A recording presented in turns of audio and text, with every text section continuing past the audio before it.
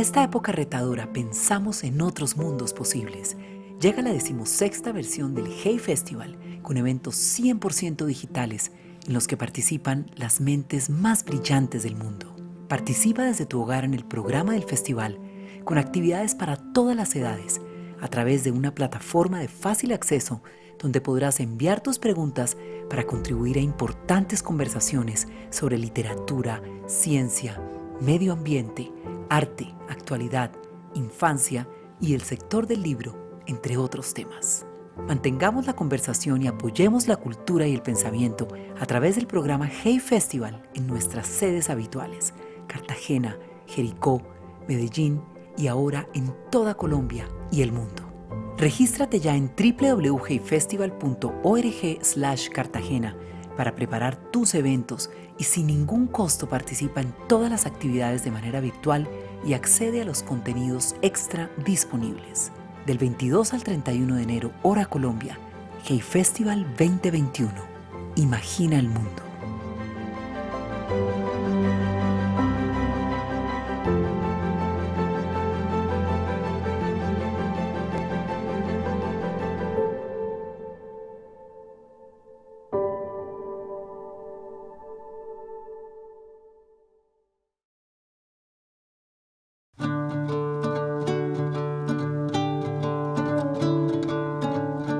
Hey Festival Digital, un mundo de ideas maravillosas al alcance de todos. Actividades en nuestra web y en diferentes plataformas para continuar imaginando el mundo.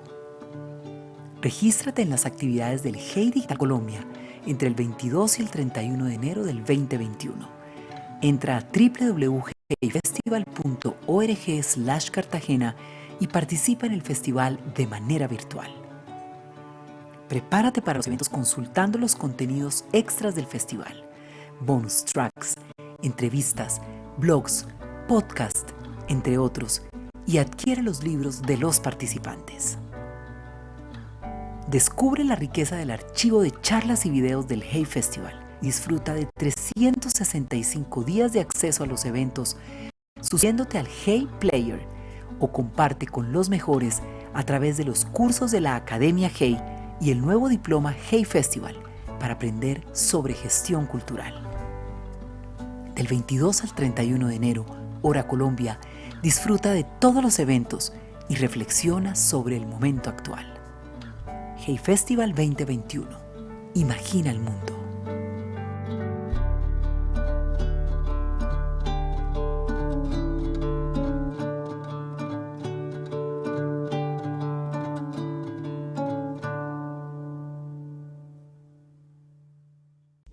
Hola, quiero desearles un feliz 2021 a todos. Justo ayer estaba leyendo que uno de los sectores más afectados con la pandemia es el sector de las artes. Y entonces hoy quiero pedirles que por favor donen al Hey Festival a través de su página web heyfestival.org para que el Hey Festival pueda continuar en estos tiempos difíciles. Muchas gracias.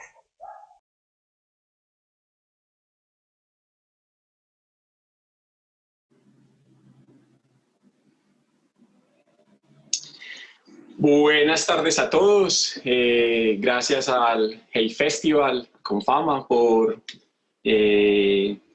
permitirme estar en esta conversación donde con León Valencia vamos a estar conversando de su última novela, La sombra del presidente, que pues yo creo que es interesante siempre que tenemos estos espacios de reflexión alrededor de los libros, y muy específicamente cuando a veces esos libros, por supuesto, están abordados desde la ficción. Ahorita le decía detrás de pues, en los previos a nuestra conversación que ojalá en nuestro país, desde luego, fuera más la literatura, se hicieran más la literatura que la política, a pesar de lo escabroso que a veces también puede ser, desde luego, una novela ficcionada como es La sombra del presidente. Yo creo que a León Valencia Agudero no hay que presentarlo mucho. Él ya es por sí mismo una persona que todos reconocen en el país. Se le reconoce por sus trabajos en su carrera en las ONGs, en la Fundación Arcoíris y muy recientemente en Fundación Paz y Reconciliación. Yo creo que pues, como columnista, León Valencia siempre ha tenido unos puntos muy interesantes que suman desde luego a la conversación en nuestro país, y hoy tenemos la oportunidad de conversar de ficción, que es una cosa muy rara a veces también cuando un académico, como yo considero a León Valencia, se mete en estos vericuetos de la ficción. Antes habías también escrito una novela que se llamó El Pucho, con el Pucho de la Vida, y ahora con La Sombra del Presidente, pues León Valencia nuevamente se lanza al agua de la ficción, en una novela en clave que yo creo que da un montón de pistas acerca de este país, y yo creo que justamente como hace la ficción, permite reinventarlo o reinterpretarlo o comprenderlo de diversas ópticas, que yo creo que al fin y al cabo es lo que hace la ficción. Yo creo que hay y quiero empezar con esto, León, hay un par de frases de Balzac que a mí siempre me han parecido muy potentes, muy interesantes. Él decía que la novela es la historia privada de las naciones. Yo creo que en este caso aplica bastante bien en tu novela. Y otro es, detrás de toda gran fortuna siempre hay un crimen, que pues más bien que mal, por supuesto, también en La Sombra del Presidente están planteados estos asuntos que un novelista como Balzac, francés, en el siglo XVIII y XIX se planteó. Y yo creo que vos también tenés unas afinidades literarias pues, muy interesantes que uno empieza a ver desde el inicio de la novela, cuando en el epígrafe citas a Dickens en Historia de dos ciudades, que luego en la novela uno de los personajes lo retoma, donde dice: todo era a la vez oscuro y luminoso, triste y demasiado alegre. Con esto entonces, León, te doy pues un saludo muy especial, esperando que estés bien en Bogotá, que es donde estás en este momento. Y una pregunta para que rompamos el hielo es, vos, como lo decía ahorita, desde mi punto de vista un académico, ¿por qué recurrir a la ficción eventualmente, y en este caso particular, al escribir La Sombra del Presidente? Pues, Diego, me encanta conocerte. Había estado viendo columnas tuyas, mirando, digamos, tu historia personal, tus labores en Medellín, siempre muy ligadas a la literatura y a la cultura, y ahora me encanta verte personalmente, aunque algún día tenemos que tomarnos un trago juntos, o un café, no sé. O un café envenenado. Un café.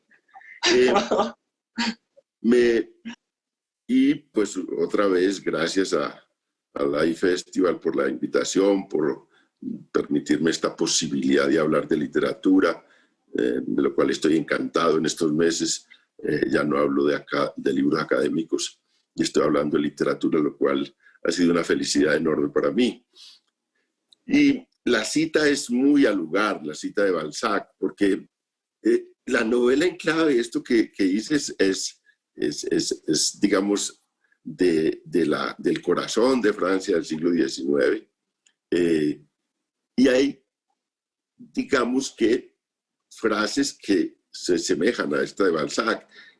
Para mí es muy fuerte la frase de Alejandro Dumas que dice: oiga, los personajes de ficción pueden matar a los personajes de los historiadores porque son más de carne y hueso, más humanos.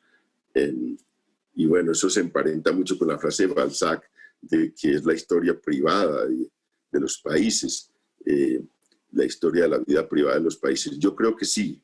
Y ahí yo tengo pues digamos, ese siglo, y ese siglo de toda la novela europea, pero ese siglo de la novela francesa es impresionante. Borges decía: después, no sé qué pueden hacer los escritores después del siglo XIX y de la novela del siglo XIX. No veo cómo puedan superar ese siglo por la prodigiosa producción que se hizo. Y en ese caso, los franceses son un vendaval. Pues Alejandro Dumas o otros escritores, o Balzac, o Víctor Hugo, que eso escribió todo, que no creo que 100.000 páginas, no sé cuánto, y tiene mucho que ver con eso, es escribir sobre la realidad de un país, los personajes de un país, vivos, actuantes, los que están haciendo política, los que están haciendo negocios, y llevarlos a la ficción. Y esa fue mi idea. Ese cambio, para mí, es un cambio alegre, es un cambio feliz, porque yo he hecho un trabajo muy arduo de investigación académica y periodística. Ya tengo como 15 libros o más, muy dedicados a investigar sobre la realidad nacional.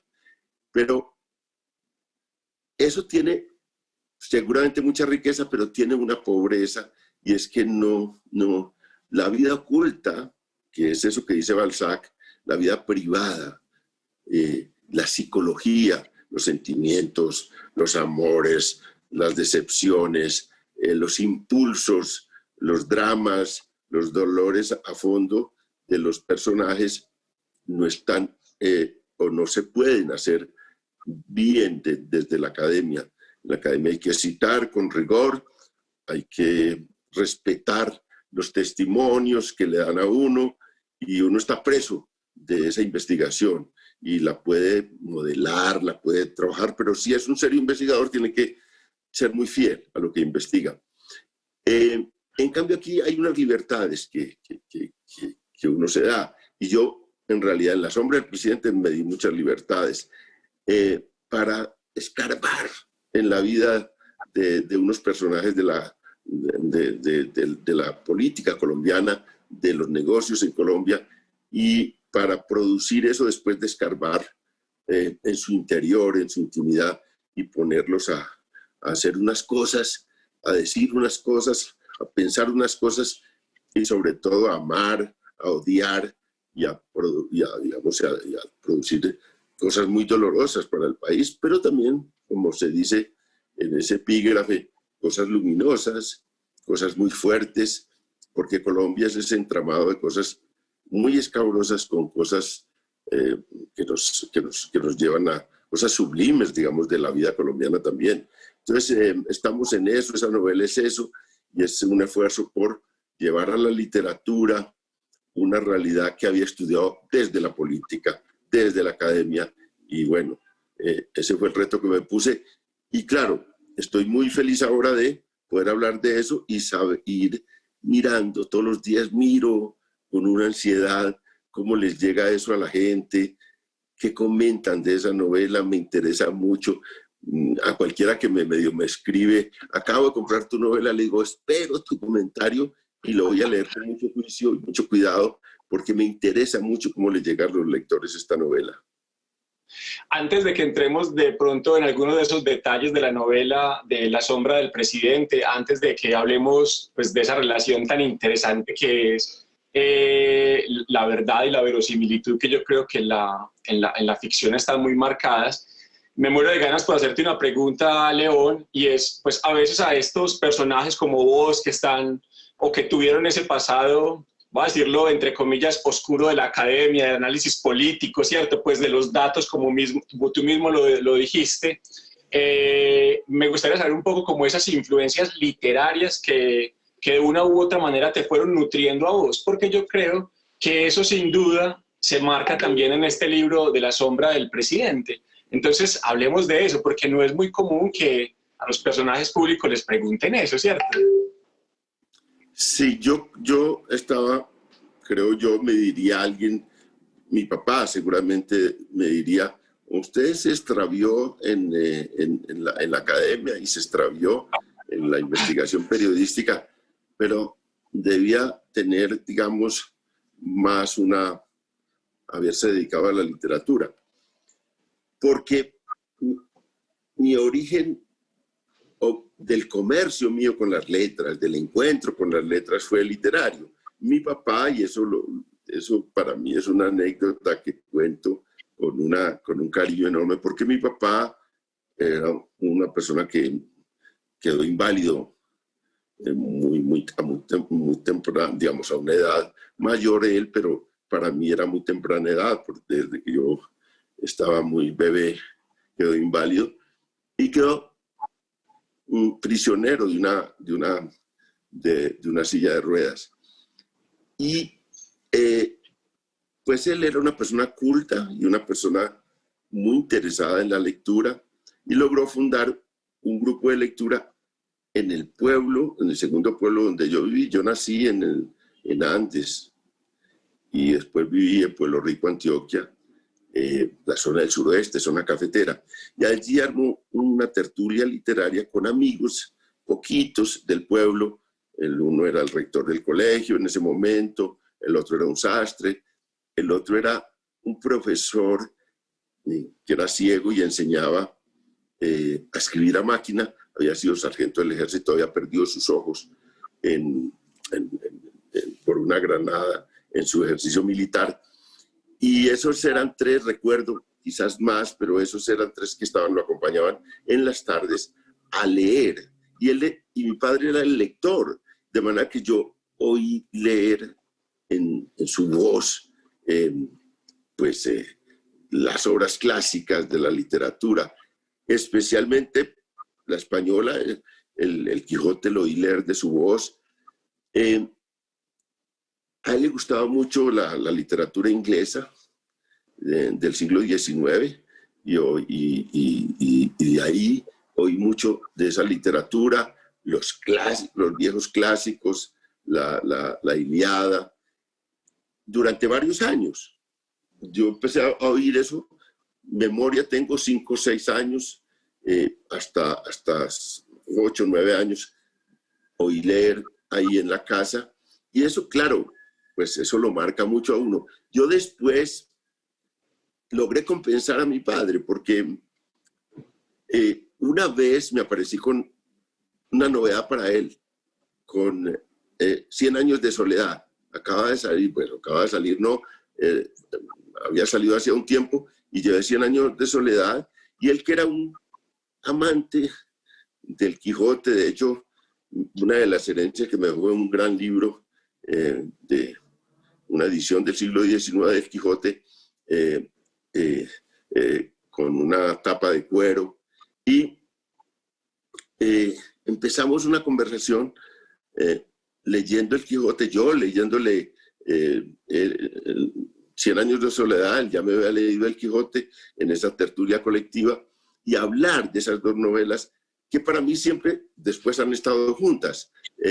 Siempre logré, pues, digamos, algo que seguramente muchos habrán visto. Yo todavía no he visto ese comentario muy a fondo, pero ver al coronel Aureliano Buendía en su frustración, haciendo soldaditos de oro en su taller, al final de sus días, ese personaje se me parecía mucho a ese Quijote loco que andaba, digamos, redimiendo princesas y redimiendo injusticias en las campiñas españolas.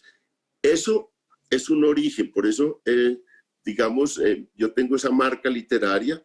Luego vengo de Medellín, vengo de suroeste a Medellín, ya joven, de 22 años, llego a Medellín, y ahí fue encontrarme con Borges, que fue para mí un descubrimiento muy especial, encontrarme con la novela francesa del siglo XIX, encontrarme con el cine italiano y con las cosas del cine italiano, y ya empecé una vida muy distinta, al mismo tiempo que hacía un activismo político revolucionario de izquierdas, y eso fue ya otro mundo, y ahí hubo una continuidad enorme de eso que había tenido al principio con esto que tuve en mi juventud. Fue una pasión, Medellín fue una pasión para mí. Medellín,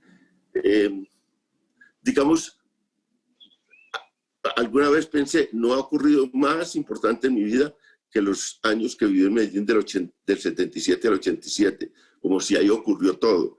Y siempre tengo una gratitud. Y esa fue la nostalgia, esa nostalgia cuando estaba en Uruguay, en Montevideo.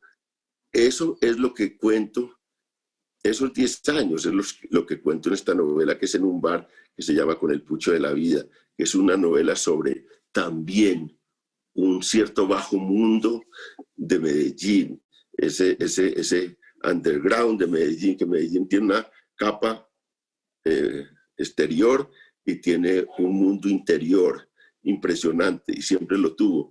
Y esos bares de salsa o de son o de bolero de los años 70 están ahí en esa novela.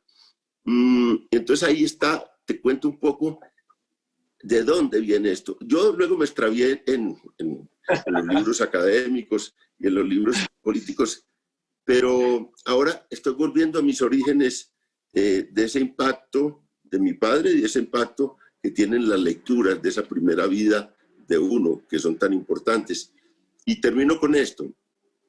Yo tengo una gratitud enorme con eso y con una cosa que me ocurrió fabulosa, y es que de mi pueblo de origen, donde nací, es Gonzalo Arango. Y luego yo tenía un culto por Gonzalo Arango en Medellín también, cuando empecé a oír todo lo que él hacía. Y tuve la suerte también, no lo conocí nada, pero con el mejor escritor, creo yo, del nadaísmo, que es Jaime Jaramillo Escobar, que es de Pueblo Rico. Entonces yo viví mi infancia y mi adolescencia en los dos pueblos de los nadaístas. Normalmente no veo que ellos hicieron, digamos, luego nunca, digamos, se refirieron mucho a esa vida de donde nacieron, pero yo sí lo recuerdo eso con mucha fuerza.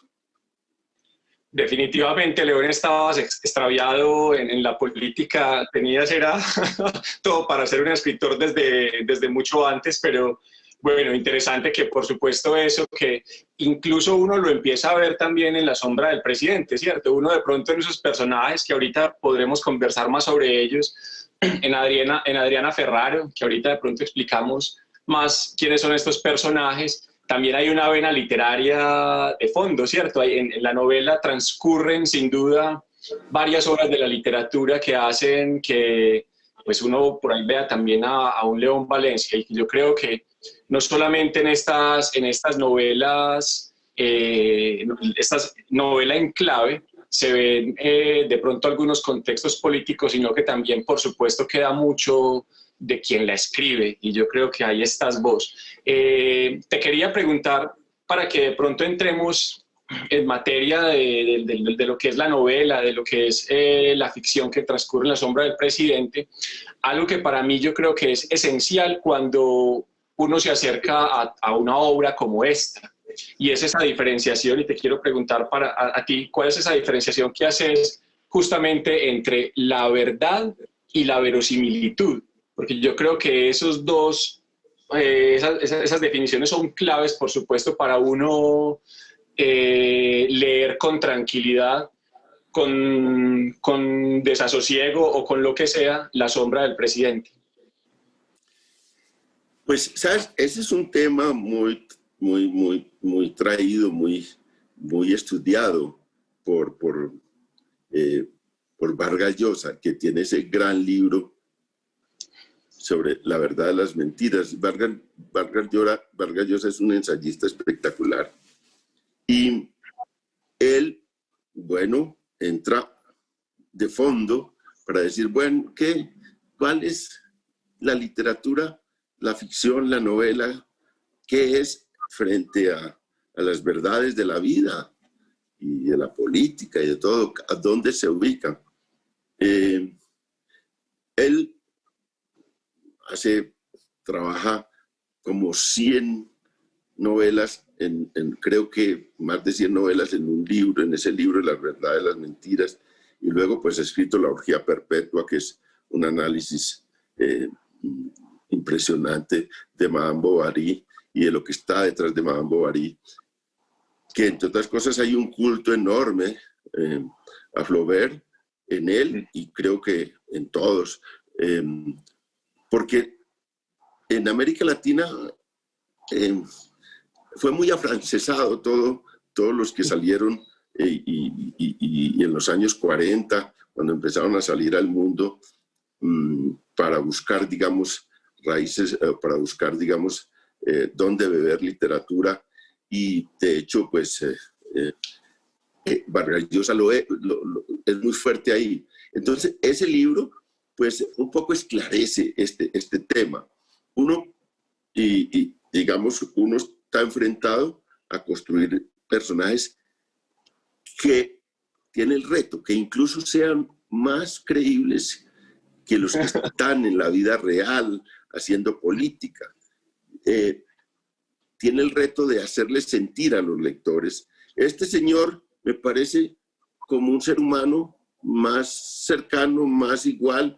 Este es más humano que el que veo en el discurso o veo en la acción política. Y creo que ese es el primer reto duro, hacer más humano el personaje que uno construye en la acción política, que el mismo que ve la gente en el día a día de la política. Y bueno, uno puede lograrlo o puede no lograrlo. Yo lo intenté, ahí está, la gente dirá, no, que va, León, no lo lograste. Otros dirán, lo lograste. Este señor, Gregorio Echeverri, puede ser, digamos, encarnar a un político colombiano prestigioso, importante, más, me llega más, lo entiendo más, lo comprendo más que al que está actuando en la política, al que tomó tantas decisiones, al que fue presidente. Ese es un punto clave. El otro punto es que los personajes del bajo fondo, en este caso, Carlos Ferraro, que es la antípoda o el interlocutor de Gregorio Echeverri, que es el mafioso, también cómo humanizar al mafioso. Aquí ha habido una literatura, yo a veces discuto mucho con eso, pues legítima, sicarial, que es el mafioso o el político como alguien que tiene una pulsión asesina, una pulsión de muerte o de negocios, de enriquecerse o de divertirse. Y yo quise hacer personajes que también puedan o intenten explicar por qué hacen eso, cuáles son sus convicciones, qué los lleva a hacer esas cosas, qué está dentro, cómo le explican a sus hijos o a su público lo que han hecho, por qué lo han hecho. Entonces, ese es el esfuerzo, de manera que este es el intento. Y claro, si este personaje, si alguna vez alguien me dice, oiga, León, no, usted logró un personaje, ahora sí entiendo a tal político con esta, yo sería muy feliz porque diría, lo logré, espero que eso ocurra, pero uno escribe con un ánimo, con un interés, con un deseo, pero los lectores son los que juzgan qué tan certero es lo que uno pensó y quiso.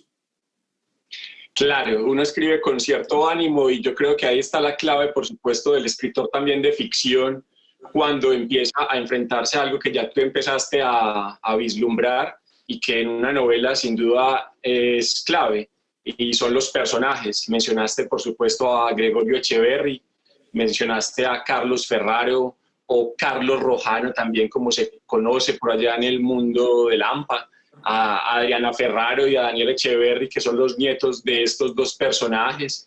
Y bueno, y ahí empiezan desde luego a salir otra serie de personajes muy interesantes y que yo creo que cuando uno escribe ficción, por supuesto, con esos personajes uno empieza a convivir, empieza a darle ciertas características y como desde luego esta es una novela en clave, me gustaría mucho que nos contaras un poco cómo empezaste a construir esos personajes, cómo fue sentarse con Carlo, cómo fue sentarse con Gregorio, cómo fue empezar a convivir con ellos en ese proceso de la ficción, de ficcionar, por supuesto, unos acontecimientos que sin duda como colombianos veremos ahí, ¿cierto? Estarán marcados en un periodo de nuestro país que fácilmente uno empieza a relacionar. Entonces, me gustaría que habláramos un poco, León, de esos personajes y tu relación como escritor de ficción con ellos.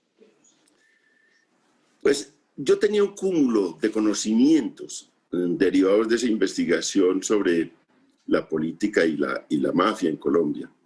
Quizás, pues no sé, hay mucha gente que ha investigado eso, pero alguna gente me da el honor de ser uno de los principales investigadores de ese tema.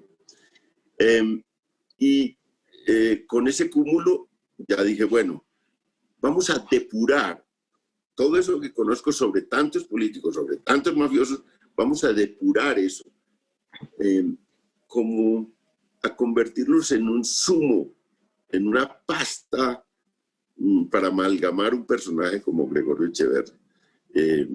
Y también conocía por mi vida personal esa cultura profunda antioqueña, digamos, por mi experiencia de vida, cómo la amalgamamos también en un personaje como Gregorio Echeverri, que simbolice eso que está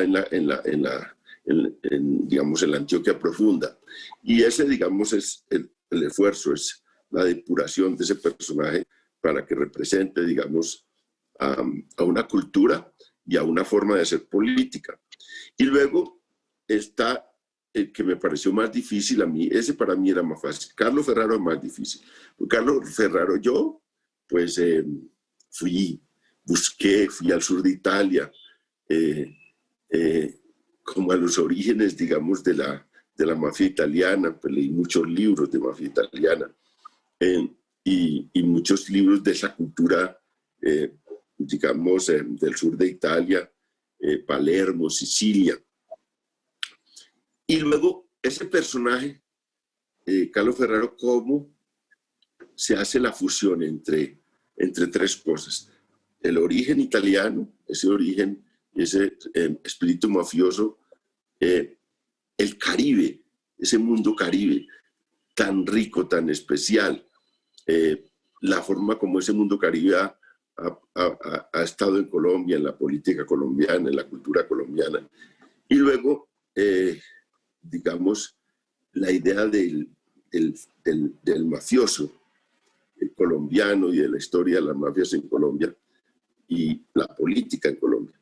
Y ahí, entonces, ese personaje representa eso. Pero hay una cosa que creo que sí es necesario explicársela a los lectores. Carlos Ferraro encarna también una parte de un personaje que se conoce muy poco en Colombia, como que no existe, digamos, en la mentalidad de los colombianos, el consigliere de la mafia. Y sí existieron consiglieres de la mafia en Colombia. Unos personajes que están detrás, que están en la oscuridad y que hacen todos los trámites, resuelven los problemas al interior de la mafia, aconsejan a los mafiosos, son un referente de los mafiosos. Y aquí sí hubo unos consiglieres de la mafia. Uno es gran personaje que vive ahora en el llano, ya muy anciano, ya muy viejo. Estuvo incluso extraditado 4 años, pero nadie lo conoce, que es digamos, un personaje central de las mafias en Colombia y que está, pues, la familia ni siquiera permite que hablen con él, está muy retirado de todo. Pero él se encarna mucho a Carlos Ferraro, digamos. Carlos Ferraro tiene cosas de él. Y entonces eso, pues, digamos, en la construcción de los personajes están ahí con un esfuerzo investigativo, también muy imaginativo para construir personajes que sean creíbles y que encarnen, digamos, esas cosas que todos los seres humanos encarnamos: repulsión, amor, afectos, adhesiones. Y mire que es hasta ahora, en el pequeño camino que ha hecho este libro, La sombra del presidente, que salió en agosto, septiembre, ya unos 6 meses en la vida, en las librerías. Hasta ahora lo que yo recibo es una empatía enorme con Ferraro, con Carlo Ferraro o Carlos Rojano. Es el personaje que despierta como más afectos con lo que ha hecho, también con la sangre fría que ha mostrado para hacer muchas cosas de asesinatos y cosas. Sin embargo, despierta una simpatía, y es menor la simpatía por el gran personaje de la novela, que es Echeverry, que encarna al político. Hay más distancia en los lectores frente a ese, lo cual me ha impresionado. Claro, y ahí tocas un punto, yo creo que esencial en esta obra que vamos mencionando, yo creo que en clave también con esa intención de que quienes quieran leer la novela, por supuesto, descubran estos personajes, o sepan más de esta percepción que hay desde la ficción de estos personajes. Y yo creo que sería importante, León, conversar de cuando uno va a escribir algo, pues sin duda define muy bien pues, si eso qué quiere ser, ¿cierto? Pues si va a ser una novela, como es este caso, o si va a ser un ensayo, porque de una u otra manera eso nos marca esa concepción o ese código con el cual vamos a leer la obra. Y en esa medida yo creo que la ficción tiene un montón de cosas interesantes que aportarle, desde luego, como lo decía Balzac, en el reconocimiento de esa vida privada de las sociedades. Y ahí te quiero preguntar es cómo pudiera ayudarnos de una u otra manera la literatura, una novela como La sombra del presidente, a entender mejor el país en el que vivimos. Sí, yo mismo entiendo mejor el país después de escribir La sombra del presidente. Entiendo mejor lo que hice en el trabajo político y, digamos, en el trabajo de investigación política y periodística, porque hay preguntas distintas. Las investigaciones académicas tienen unas preguntas, las investigaciones y la literatura tiene otras preguntas. Y entonces, pues las respuestas son muy distintas. Y claro, visto, digamos, las motivaciones de personaje puramente políticas, la ansiedad de poder, o lo que tú dijiste, que detrás digamos, de una gran fortuna siempre hay un crimen, de Balzac. Esas son unas motivaciones que hay. Pero hay otras motivaciones que la academia a veces no deja ver. Hay motivaciones de amor, de odio, de venganzas. La venganza es un ingrediente enorme en el ser humano. Las frases del Padrino son: la venganza es un plato que se sirve frío. Son que han perdurado enormemente como un clásico. El Padrino, digamos, tiene, además, como algunos le han hecho una compilación de 100 frases del Padrino, fabulosas. Pero la venganza es un ingrediente de motivación humana que además se niega, porque es una cosa que nadie acepta, que actúa por venganza, porque pues queda como mal. Los mafiosos mismos, los mafiosos clásicos, esos del Padrino, siempre trataban de digamos, de negar la venganza mediante este artificio. No, son negocios, no hay nada personal. Lo hicimos por negocios. Como quien dice, hay una frialdad enorme. Ahí no está involucrado nada personal. No te estoy cobrando nada. Incluso si mataste a mi hijo, no, eso no es lo que ahora estamos aquí, los mafiosos actuamos por negocios. Incluso ellos. Entonces, ese ingrediente está puesto en la novela, porque la novela al final es una venganza. Y esa motivación teje mucho toda la novela. Es un dolor que hay en ellos. Y eso yo creo que es, digamos, cosas que no se ven es la trastienda, digamos, de la vida personal, porque lo que uno transparenta, y sobre todo los políticos y las personas con poder y las personas que tienen liderazgo en la sociedad. Aquí hay una cosa fabulosa en Colombia, es que los líderes es como pues una verdolaga en playa, digamos, como nacen y crecen de manera silvestre los liderazgos. Aquí hay campesinos que han marcado la nación. El siglo XX, por ejemplo, lo marcó dos personas de origen muy campesino, Manuel Marulanda Vélez en la violencia de manera impresionante, o pues Carlos Castaño, y son liderazgos muchas veces pues autodidactas, incluso que no tuvieron ninguna formación académica, pero que luego mostraron una inteligencia para el mal impresionantes, o para el bien impresionantes. Bueno, el personaje aparte de todo es Pablo Escobar, que siempre se dice, este era el genio del mal. Entonces yo sí creo que eso es, digamos, el ingrediente de la novela, y es difícil, digamos, hacerlo desde la academia, porque esos sentimientos son inacibles desde la academia. Uno no los puede agarrar. En la novela sí los puede agarrar, sí los puede hacer, y eso es fabuloso. Por ejemplo, tú que eres un hombre joven, que está en ese mundo cultural,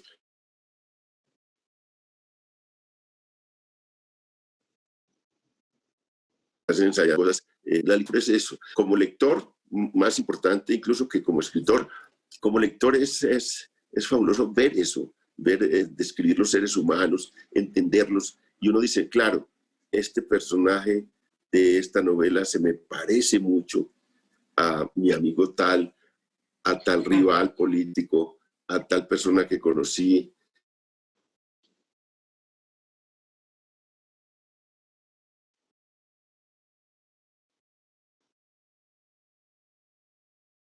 Claro. León.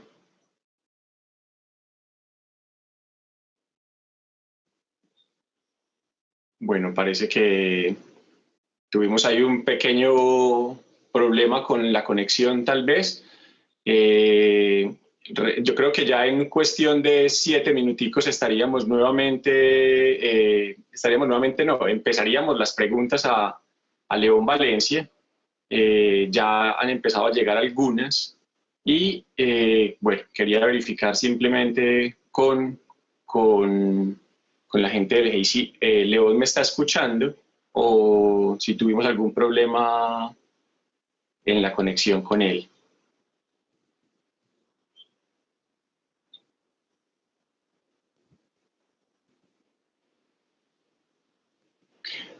Vale, yo creo que ahorita tendríamos entonces, ya me han llegado algunas preguntas que voy a empezar aquí a recopilar. Marta Jiménez pregunta, ¿la actividad del columnista se le acerca más a la actividad literaria o a la académica? Ya miraremos a ver. Sigifredo Segovia, a estas alturas del partido, ¿cuándo ha brillado en las letras, cuando ha brillado en las letras, en la política y en el periodismo, considera que haber tomado las armas en su juventud fue un error?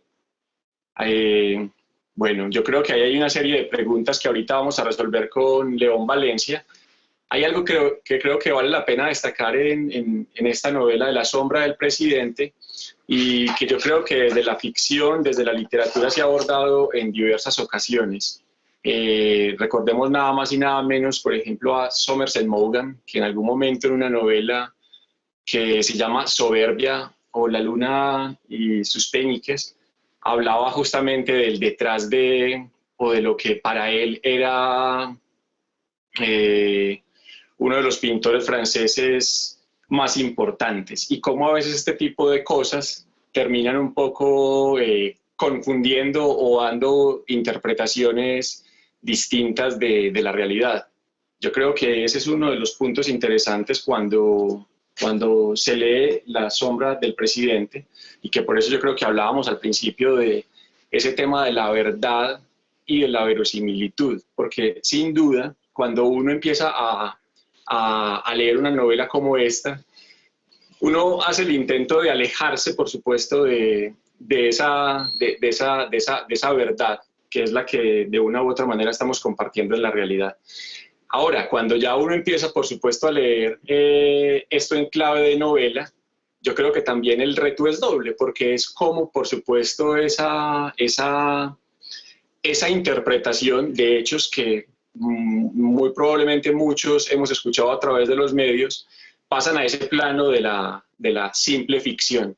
Y yo creo que incluso eso dentro de la literatura a veces es bien simpático y la pregunta es constante en todos los escritores. Cuando uno tiene la posibilidad y va a un encuentro con ellos, muchas personas les preguntan si eso que están abordando fue vivido o no. Yo creo que la ficción siempre va a tener como esa capacidad de sorprendernos, ¿cierto? Como de indagarnos, de generarnos cierta curiosidad por la vida del otro. Y, por supuesto, si se da en un escritor, cuando escribe una novela y uno está pensando si eso había sido vivido o no, pues ustedes se imaginarán cómo es en una novela como En la sombra del presidente, donde hay un montón de personajes que hacen parte o han hecho parte de la vida política, pero tienen otros nombres, ¿cierto? Y yo creo que ahí también es una manera, por supuesto, de justificar una escritura como esta. León, estaba conversando un poco sobre ese tema, pues, que termina siendo apasionante de la ficción versus la realidad. Y te quería preguntar, pues porque ya el tiempo se nos está acabando, sobre, sin duda, a veces la política colombiana deja mucho de sazón, ¿cierto? Y vos que la has estudiado de cerca, sin duda habrás sentido muchas sensaciones a veces agobiantes. ¿Cómo a través de una novela como esta, como La sombra del presidente, terminaste exorcizando algunas de esas cosas que duelen tanto, o al contrario, abriste más la herida de las cosas que nos ocurren en un país como Colombia? Pues la política tiene un punto clave, que son ideales. La política es como un equilibrio, busca un equilibrio entre intereses e ideales. Y uno quisiera que los políticos, la parte de los ideales estuviera por encima de los intereses. Eso es lo que uno busca. Entonces, en esta novela pongo los ideales por encima de los intereses, crítica y también en el resultado final. Entonces, son cosas que permite la ficción, que uno sueña, los dos personajes, los nietos encarnan la esperanza, Adriana Ferraro y Daniel Echeverri, encarnan como el deseo que uno tiene que las nuevas generaciones se liberen y haya una fuga hacia adelante. Y los nietos encarnan eso, ese esfuerzo por separarse de los abuelos, Echeverri y Ferraro, y por construir una vida distinta. Y eso lo coloco ahí. Para mí es muy intencional esa lucha, que no sé si logran desatarse finalmente los nexos con los abuelos, este par de nietos, pero los nietos simbolizan la esperanza, simbolizan la idea de que la política pueda tener los ideales, y es una crítica pues profunda también a una cosa que yo he sostenido, que es algo que palpita en toda la novela, y es: en Colombia los mafiosos lograron tener un espíritu político y los políticos un espíritu mafioso. Esa realidad, cómo se fusiona eso, que un mundo político adquiera una cosa profunda que es un espíritu mafioso, y que unos mafiosos, que esa es la diferencia con el resto del mundo, adquieran un espíritu político también, un acendrado espíritu político, un acendrado de competencia política y de participación en la vida. Pues eso algún día, ese nudo entre políticos y mafiosos, entre el espíritu mafioso y el espíritu político, se deshaga en Colombia. Y esa es como la esperanza que intento reflejar en esta novela y es mi idea, digamos, de transformación del país. Vale, una última pregunta, León, muy corta. Me gustaría también ligarlo con esa, pues yo creo que con esa esperanza que de una u otra manera todos como colombianos pues anhelamos. Para pasar ya a las preguntas del público es, ¿qué obras de ficción recomendarías para comprender mejor nuestra historia? En esta línea, por supuesto, La sombra del presidente es una de esas que se suma, por supuesto, para dar una perspectiva de lo que de lo que el país ha sido. Pero ¿qué otras, desde luego, podrías recomendar?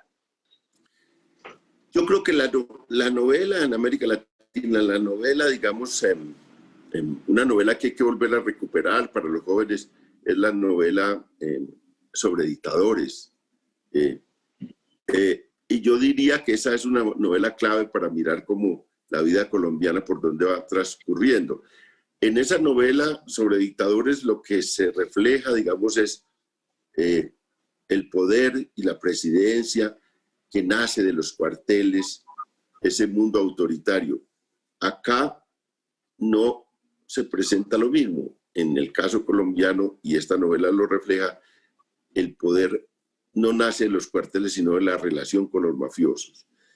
Hay que estudiar, obviamente alguien dijo que puede ser inaugural, ojalá lo fuera, de una novela distinta, de una manera distinta de abordar la realidad. Pero hay que volver sobre eso, hay que meterse, digamos, en este mundo literario. Hay que leer El Padrino. Yo recomiendo mucho El Padrino, me parece un libro clásico de ese mundo de las mafias y de ese espíritu mafioso, cómo lo logramos superar. Y uno lo ve y puede enamorarse de ese espíritu mafioso o puede decir, oiga, esto es bueno ya para la literatura, pero es muy nefasto para la realidad colombiana y entonces cómo lo superamos. Yo creo que son novelas. Ahora, cualesquiera. Hay una novela digamos, de esfuerzos heroicos que siempre uno lo ve. A mí me impactó mucho de niño El viejo y el mar. Y entonces uno ve, digamos, esa lucha siempre por vencer las dificultades. Esa que es una novelita que se lee mucho, y yo creo que muchos de los jóvenes, pero que es especial porque es un heroísmo muy de la vida cotidiana, de una persona común y corriente que se atreve a vencer las dificultades enormes de la naturaleza, pero que también tiene un mundo interior muy fuerte que se va reflejando en la novela. Y siempre, digamos, hay una gran gratitud, con esos autores que vuelven por el camino, digamos, de la novela heroica, que ya no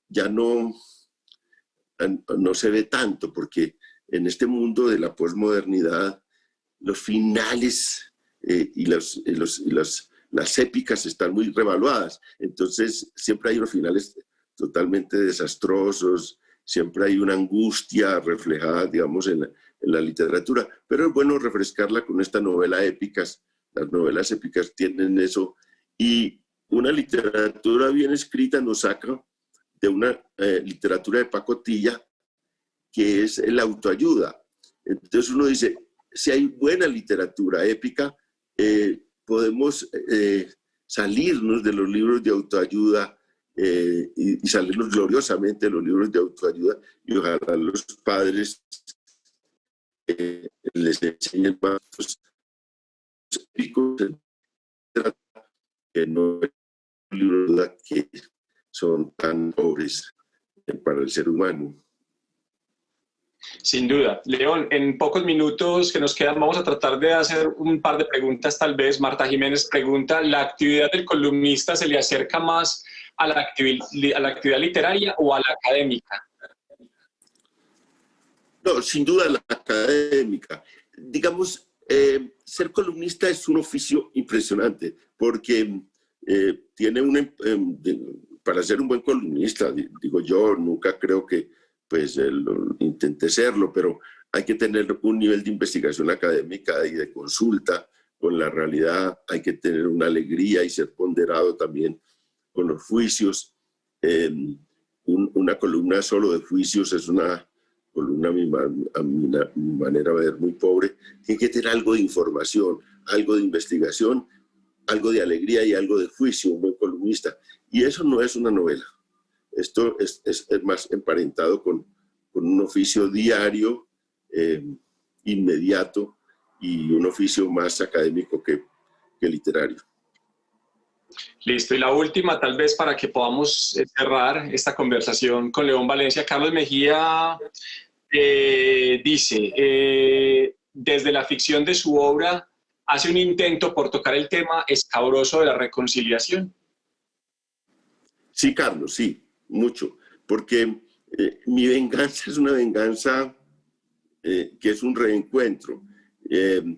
Digamos, la venganza de la novela sicarial es la violencia, es la destrucción del otro. Esto, pues, es una discusión moral al final, la novela.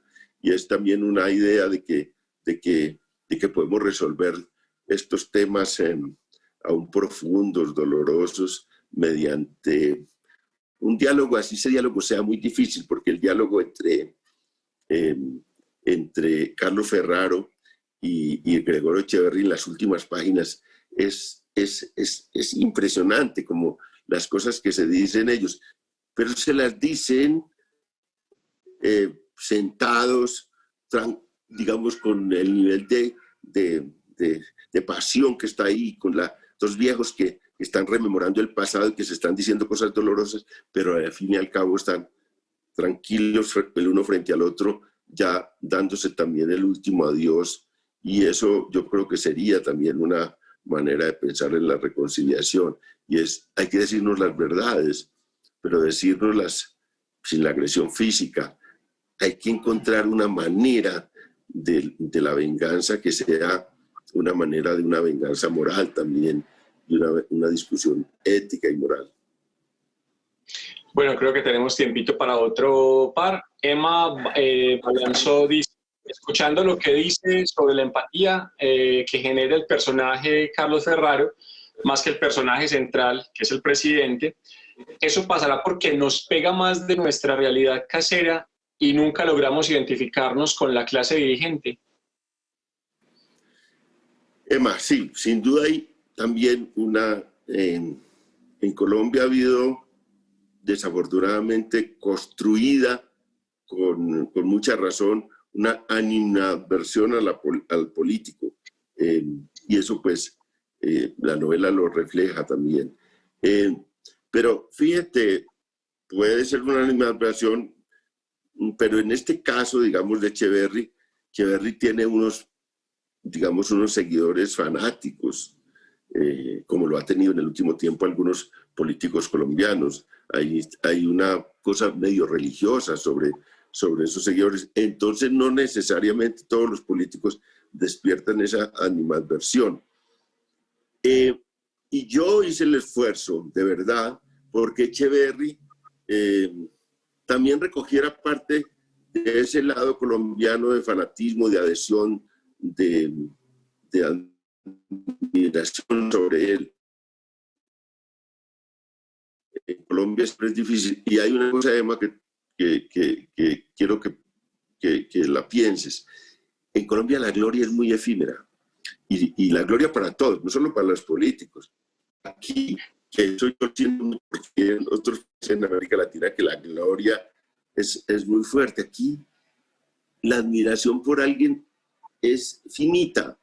En cambio, tú ves, te pongo esto para terminar mi último ejemplo, tú vas a Buenos Aires, las casetas de los libros y de las revistas, tú inmediatamente ves Borges, ves cantantes, a Gardel lo ves, a Perón como político, a Maradona como futbolista, la admiración por ellos y el cariño por ellos es enorme, por políticos, escritores, deportistas. Y hay una pasión que no se diluye. Ahora lo vimos con la muerte de Maradona. Podía hacer lo que fuera, podía hacer cualquier cosa, pero siempre había una pasión por él muy grande. En Colombia no. En Colombia la pasión por las personas desaparece rápidamente. Lo estamos viendo en el último tiempo, un poco lo adolorido que está por un político muy importante de Colombia como el expresidente Uribe, que se duele en este momento como de que el país, una parte del país, lo empieza a vapulear, a ignorar, a tratar mal. Sobre todo lo dijo mucho, con mucho dolor, y los hijos lo transmitieron, y su esposa, en el momento en que hay la prisión domiciliaria para él. Y ya empieza a verse como la pérdida en la opinión es enorme. Llegó a bajar a un 30%, cuando salió de la presidencia tenía un 80% de aceptación. De manera que aún del político más popular de los últimos 50 años en Colombia, y empieza esa cadencia, porque en Colombia realmente las figuras políticas, pero todas las figuras no tienen mucha vida larga, y la gloria es muy efímera. Incluso la del gran Bolívar, para el caso colombiano, es más efímera que en otros países de América Latina. Así es. Bueno, León, se nos acabó el tiempo. Creo que entonces la novela, simplemente creo que hicimos durante estos minuticos conversar de literatura, y yo creo que dejamos en clave todo el asunto para que la gente sea quien se acerque a tu novela y la descubra, y por supuesto comprenda mejor o un poco mejor este país que vivimos. Yo creo que la ficción siempre nos dará pistas muy interesantes para entender la realidad. Y bueno, un gusto haberte conocido a través de esta pantalla, y me alegra que estés bien, León. Diego, muchas gracias, y muchas gracias a Live Festival por este rato amable. Tuvimos un momento, una caída en internet que desafortunada, pero bueno, volvimos y ahí estamos. Y como dice Diego, lo importante es que hayan lectores para el libro, compradores para el libro, porque en Colombia es difícil vender libros, y es un premio para la persona que hace un esfuerzo de escribir, que el público lo compre y lo lea y lo comente. Muchas gracias de verdad a mis lectores de hoy y a los futuros lectores. Un abrazo para todos. Un abrazo, León. A todos, gracias.